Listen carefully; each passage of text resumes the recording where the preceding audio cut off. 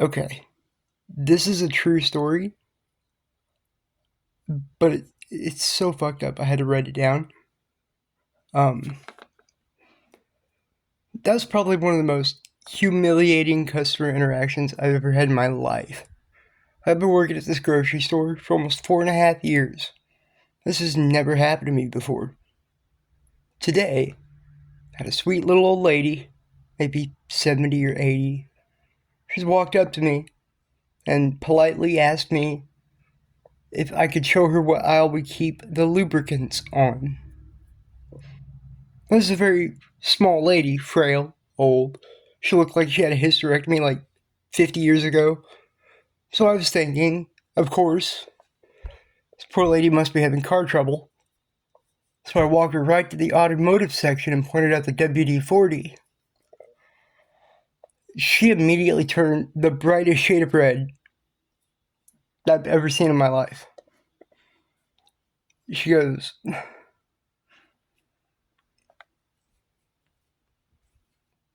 "Not that kind of lubricant." Which made me feel like shit.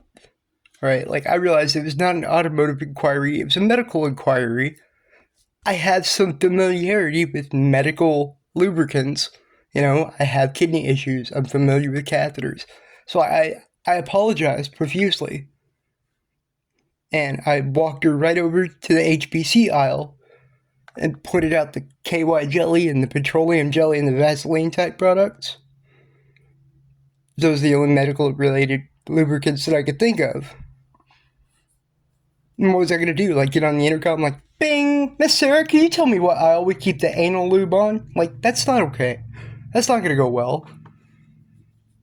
But I embarrassed the hell out of this lady, like, because I clearly had no idea what she was asking for. All I knew was that it was something that I probably shouldn't be talking about over the intercom.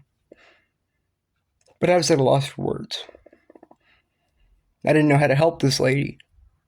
So I said, "Miss, I'm very sorry, but if it's not here," and I'm pointing at the KY jelly, "I'm afraid we don't have it."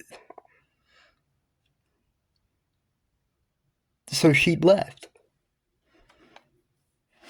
Later on, I brought it up with my manager, and she started laughing at me before I even finished the story.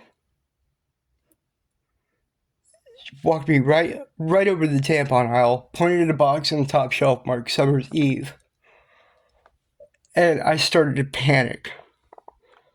It's like whatever the fuck I was doing to try to legitimately help this old lady was not helping at all. It was the most asshole thing I've ever done in my life. And it was a complete accident. Like, I am so sorry. I'm so sorry.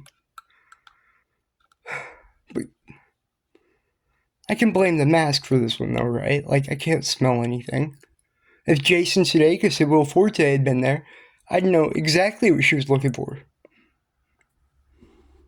A quick shout out to our sponsor this evening, Summer's Eve Feminine Hygiene Products. When something's gone wrong and it's the smell of your thong. Summer's Eve. Douche.